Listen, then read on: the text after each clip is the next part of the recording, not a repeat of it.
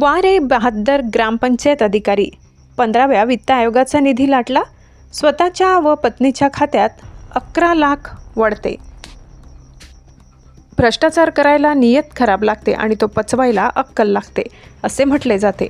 मात्र कोलवड ग्रामपंचायतीतील प्रकाराने ही म्हण पुन्हा एकदा खरी ठरली आहे. ग्रामपंचायत अधिकारी गणेश पायघन यांनी 15व्या वित्त आयोगातून मिळालेल्या निधीचा गैरवापर करत तब्बल 11,55,000 रुपये स्वतःच्या व पत्नीच्या खात्यात वर्ग केल्याचा धक्कादायक प्रकार उघडकीस आलाय. प्राप्त माहितीनुसार पायघन यांनी एका व्यक्तीकडून काम करून घेतल्याचे कागदोपत्री दाखवून संबंधित वेंडरच्या नावाने देयक अदा केले. मात्र प्रत्यक्षात ते काम झालेच नसल्याचे चौकशीत निष्पन्न झाले. देयक अदा झाल्यानंतर त्या वेंडरच्या खात्यातून रक्कम थेट पायघन यांच्या स्वतःच्या तसेच नातेवाईकांच्या खात्यात वर्ग करण्यात आल्याचे बँक स्टेटमेंटवरून स्पष्ट झाले. या प्रकरणी निलेश कोंडिबा गायकवाड यांनी केलेल्या तक्रारीनंतर चौकशी करण्यात आली. बुलढाणा ग्रामपंचायत समितीच्या गटविकास अधिकारी डॉक्टर अमिता पवार यांनी दप्तर तपासणी व चौकशी अहवालाच्या आधारे ग्रामपंचायत अधिकारी गणेश पायघन यांना निलंबित करण्याचे आदेश दिले आहेत.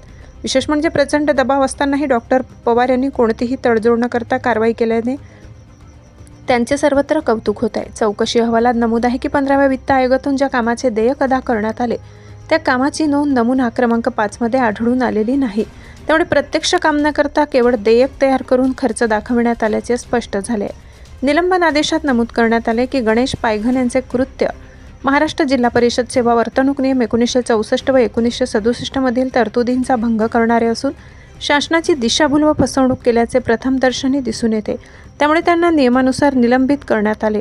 निलंबन कालावधीत संबंधित अधिकाऱ्यास नियंत्रण अधिकाऱ्यांच्या पूर्व परवानगीशिवाय मुख्यालय सोडता येणार नाही. तसेच या काळात कोणतीही खाजगी नोकरी अथवा उद्योगधंदा करता येणार नाही. याबाबतचे प्रमाणपत्र दरमहा सादर करणे बंधनकारक राहील असेही आदेशात स्पष्ट करण्यात आले.